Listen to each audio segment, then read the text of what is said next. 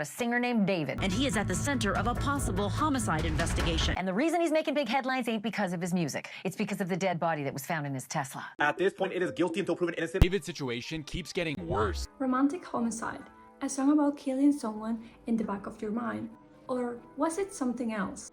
When I first started looking into this, it wasn't because I wanted to play detective. It was because TikTok keep pushing me a lot of TikToks, screenshots, dates, Discord screenshots too, like a lot of information. And it made me really curious and wanting to understand what was going on because it was a huge crime. So I went through his whole music, TikTok screenshots, and all the information that people share on TikTok. And to, of course, news and public dates that he has about his music. So I did something like chronologically, and this is going to be my opinion about what happened on this situation, but we should start with the things that we know as a fact. Because at the end of the day, the only thing we know from public information is that Celeste was missing at 13 years old and she was later found at 15 years old. And at some point, she was dead and later was found in David's car. Online, there are many pictures, screenshots, and everything that suggests that Celeste had a relationship with David.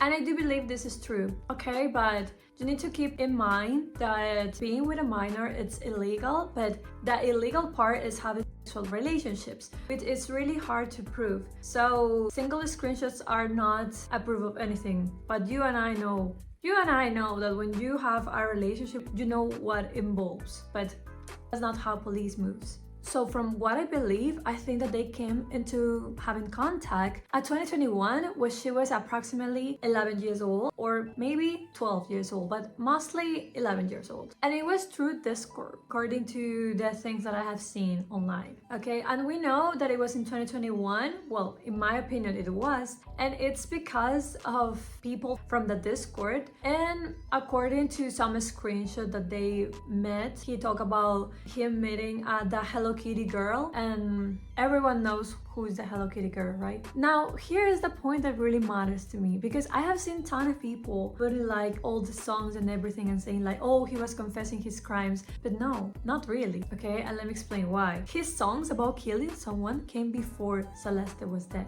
Okay, she was seen alive at 2022. That was the date that David released his song, Romantic Homicide. So these lyrics were not about her.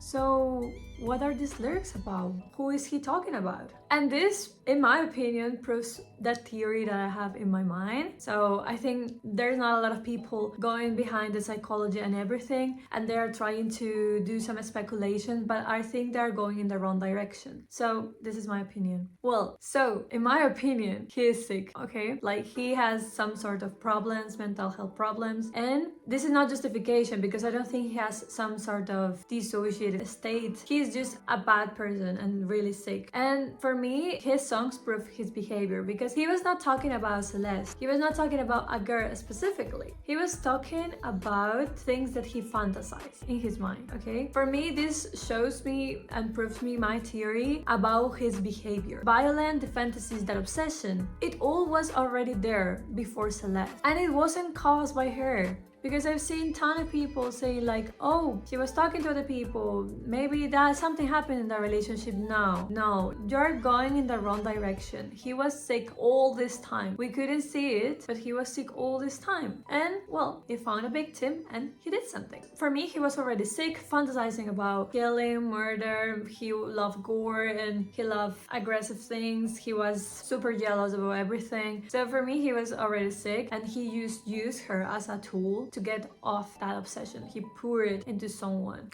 in my opinion, okay? And I don't want to give any reason because I don't think there is a reason. Normal people don't kill. And this case reminds me a little bit about how people treat Jeffrey Dahmer, that they were trying to understand him, that they weren't trying to be like, oh, but he treated him that bad, oh, because he was broken because of his family, or oh, but look at him, look at his poor face, he's suffering inside. Like, people try so much to justify wrong behavior all the time. But if these allegations are true, David is not someone that you should empathize. If these allegations are true, he would be a danger to society. Not an artist, not a victim of heartbreak, not just a jealous person that did something wrong. No, he would be sick and a danger to society. And there are some people saying too that maybe someone put the Celeste body on his car without him knowing. But I find this very, very difficult since I know how Tesla works, like Tesla cars works, because I kind of like Tesla cars. So for me, it's very hard to think that even though you have the location of your car 24/7 in the app, even though you have a camera on the front recording everyone that is walking around the Tesla, you just have to put a pen drive and you get all that information of people getting around your car and you have them recall on car. So I find it very, very difficult that was someone else, unless he put access to other people, like for the car, and some other people drive that same car too. But in that case, it would be kind of easy to know who these people was, and maybe police are trying to find for all of them. But that car was a David's name, and that car wasn't reported as missing. So yeah, I think most likely was him, because he was the person that had a relationship. And if you look at the public information, most of the time that people that had been killed, it's because, well, they have a relationship with that person. It's really weird that someone random come and kill you. No, mostly it's family, mostly it's a partner. And that's why I think it's really important to look not only like why, but understanding how this behavior works so you can avoid it. I am not interested in why, because if you are a healthy person, you will never completely understand why, because there is no justification for killing. It's not like saying, oh, you're just jealous, so you kill someone. Think about it. Like if you try to justify him with jealousy, or because he was a whore, that I have seen some people saying that, or because she wanted to leave, do you think that's enough for killing someone? If you think that's enough, please go and check yourself. But if you don't think so, like I don't, you will understand that every time we try to look at killers or serial killers and try to think like, oh, but why, there is no why. It doesn't have any reason, not any validated reason. There is no justification for this. So instead of focusing on that, I think people should shift the conversation to take care of the kids, for sure. And if you are interested in this type of topics like I am, you should understand how this behavior works and how it looks from outside so you can avoid it in your real life, because these people are around us all the time, but we don't know. I would love to look in this video behind the psychology of obsession and how this type of behavior can turn violent very, very easy, because there's a lot of information about him, and if these allegations are true, this would mean that there are some disturbing patterns that we can understand from psychology and criminology perspective. Today we are breaking down the psychology of obsession, and he even said how obsessed he is in Celeste League song. Fantasy and reliving crimes. And how can something as a birthday can reveal some sort of disturbing pattern? Of course, a disclaimer, David has not been accused formally about anything. This is under investigation, and all of this information are just allegations and my own personal opinion, okay? But everything allegedly. Part 1. The case and the theories. Celeste, reported missing in April, was found in a car registered to David. The cause of death is still under investigation and he has not been charged.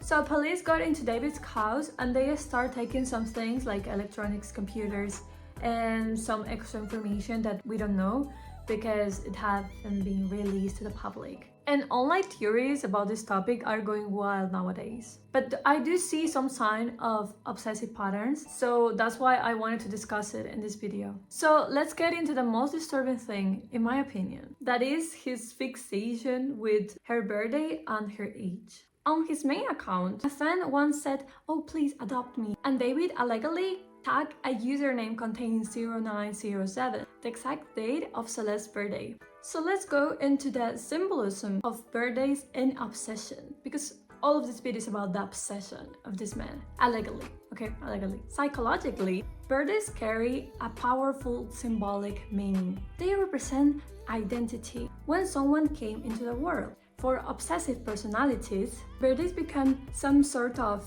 fixation or obsession towards that date, almost like a sacred marker of possession. In criminal psychology, repeating or encoding dates tied to a victim is known as behavior pattern. It's a way of symbolically keeping the person alive in memory or under control. In David's case, allegedly tagging her birthday and using her birthday and age in their songs or even the account that she has suggests that Celeste not only just inspired him, he was ensuring his obsession to her very existence, her starting point. Part 3. The music and obsession. In interviews, David described romantic homicide as being about a girl that is no longer in his life anymore. Throughout the entire project, I wanted everything to feel connected. I wanted everything to feel holistic and have a through line that everybody could understand. And with the interlude, it's kind of explaining from my perspective how it was taught to me, because that's a real conversation that happened. And the irony of it was that person that was saying, I love you, she's not in my life anymore. So it's like, people say that the string can't be cut and the connection cannot be severed, but I feel like it can sometimes. Lyrics like I killed you in the back of my mind and repeating multiple times in the back of my mind, in the back of my mind. Even though in the back of my mind kinda sounds metaphorically, if you connect those with the videos, the lyrics, tattoos, the rings, even the birthday fixation, that is one of the most disturbing ones, begins to look like a pattern of obsession, not just a coincidence, because it will be too many coincidences.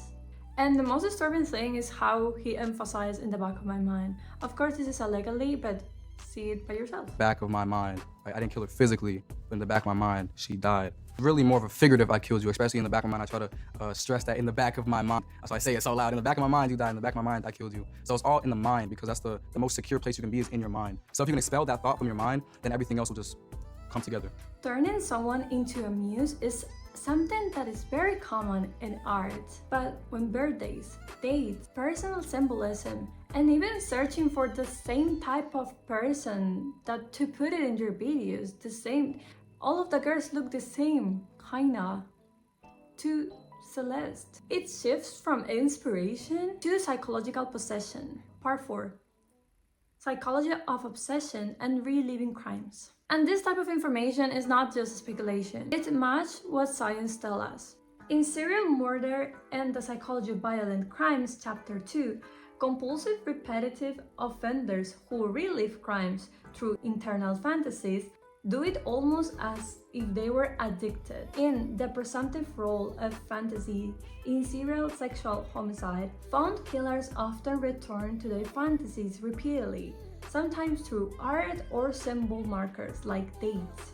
In the role of deviant sexual fantasies in homicides, it is said that psychopathic offenders may use symbol, rituals, or dates as ways to exert control over a victim's memory, blending fantasies with reality. This means that repeatedly referring to Celeste's birthday and her age could represent a ritualistic form from obsession, a way of owning her existence when she was gone. Part 5. Symbolism in art.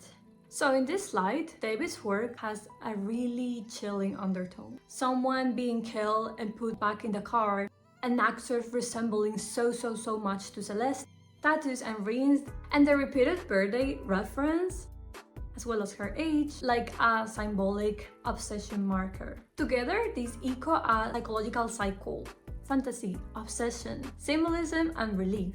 So I had to add something about him blaming her and being jealous about her existence, apparently. In almost all his songs, the pattern repeats. I have watched all his music videos, all his songs, all his lyrics, and it repeats a cycle of blaming her. I hate you, I blame you for the house that we built together, blah blah blah.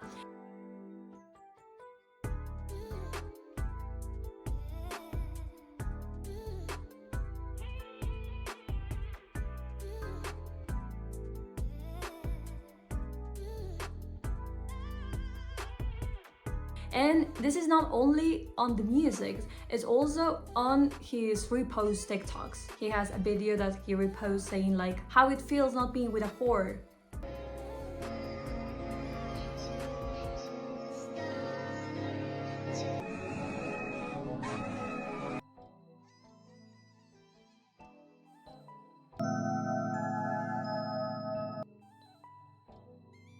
So he basically blames her for everything. In my opinion, allegedly.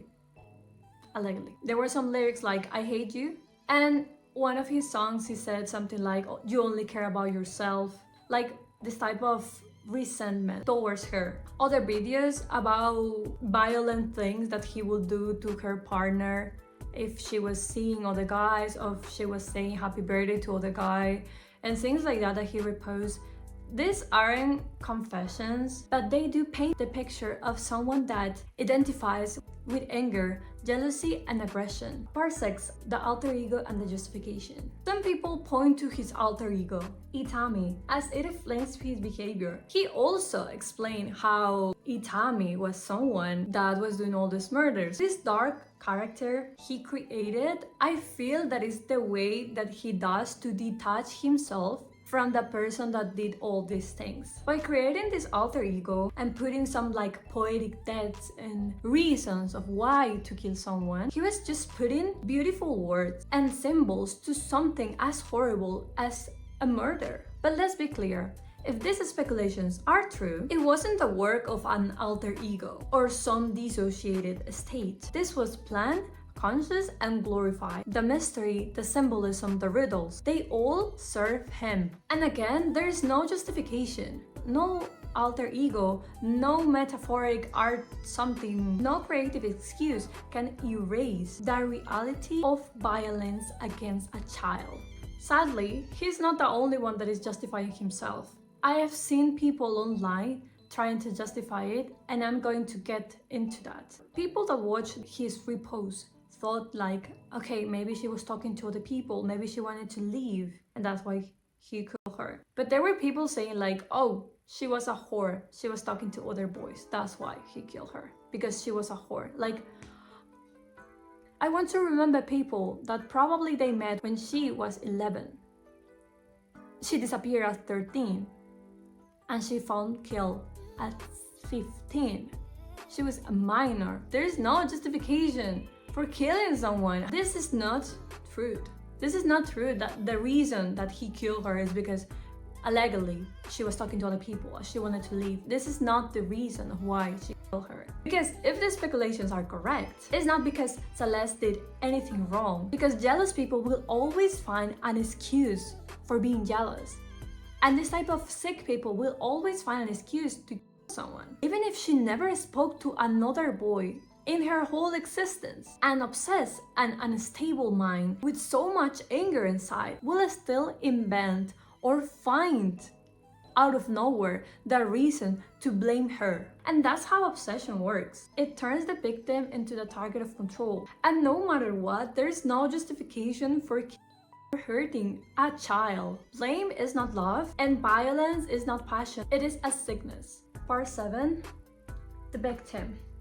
Before diving further, it's important to pause and remember who Celeste was. Celeste wasn't just a name in a headline. She disappeared at only 13 years old, still a child, and she was later found at 15 years old. That was 2 years of her life stolen. 2 years that she should be experiencing what is being an adolescent. So I want you to know that at 13 or 14 years old, most girls are discovering friendships, maybe having their first crushes, experiencing with new hobbies like music or art, or even just scrolling on TikTok. Girls should be figuring their identity, like decorating their room with posters, trying to find their own style, and testing and figuring out what is using makeup. Girls at this age are probably dreaming a little bit about their future, thinking about high school, college, or maybe just who they want to be. This is an age of innocence and discovery. And instead of enjoying that,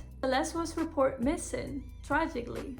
And she never got the chance to go into adulthood. If you are thinking like, why are you getting so emotional? I have a brother of 13 years old, okay? So yeah, I just cannot accept the fact that she was so young. We cannot forget the victim. Celeste was just 15 years old when she was found. Probably she didn't even reach 15 years old. Even if he is not found guilty of murder, the alleged circumstances point to a deep, unhealthy, and obsessive dynamic. And when I saw fans defending him, I knew that this was the danger of parasocial relationships. If you listen to me and hold my hand, if you cannot question your favorite artist just because you love their music, Even when a girl's body was found in his car, then you're letting obsession blind you too.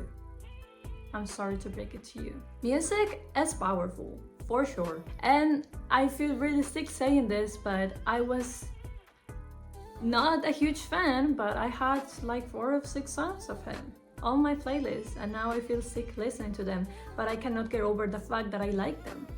I hate myself because of it, but I like them. And I know how hard it is, but for me, every time I feel more disgusted and disgusted because every time I listen to the songs, I remember that he was talking about a little girl. And when that comes to my brain, I just want to vomit, and I'm like, okay, this is not the song that I was vibing anymore. That doesn't exist anymore. Music is powerful, but it should never be an excuse of abuse, control, or even violence. We must not normalize abusive and obsessive relationships. That's what I clarify so much in my videos, that you shouldn't be with someone that is obsessed with you. That's not normal, okay? Someone that moves their world around you, that's not okay. Okay, that's not okay. It's dangerous. We must not normalize abusive relationships regardless of the artist's talent. Otherwise, we risk turning victims like Celeste into footnotes when they should be remembered as a life that was stolen too soon. So when we talk about the psychology of obsession, control, and fantasy, we have to remember that this isn't just a theory. This happens all the time.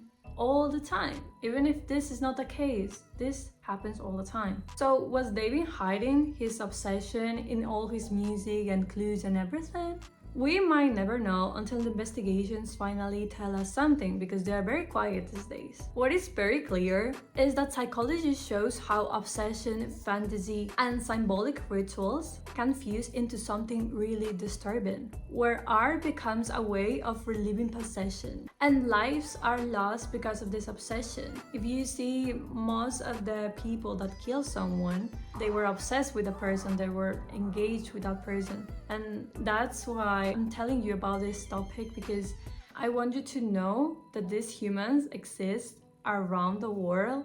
Every time you go to work, every time you come home, every time you talk to some stranger.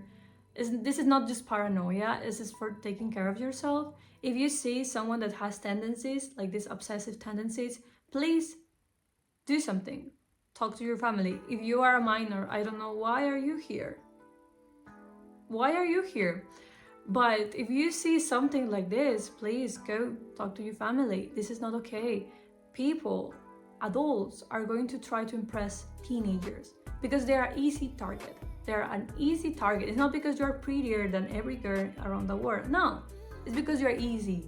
You're an easy target. And no amount of songs, dedication, and love they can show you, it's enough for the risk that you're putting yourself.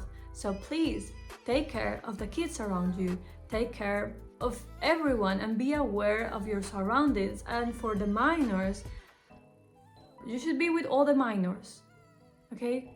Minors with minors, adults with adults. We know what we are doing.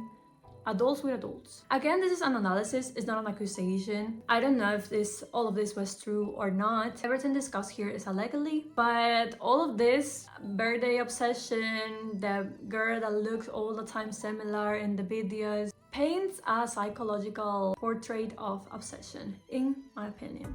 And this is the end of this video. I feel so disgusted. And if you like this video, please like it, subscribe, comment, say something nice. And yeah, I see you soon. Thank you. Bye.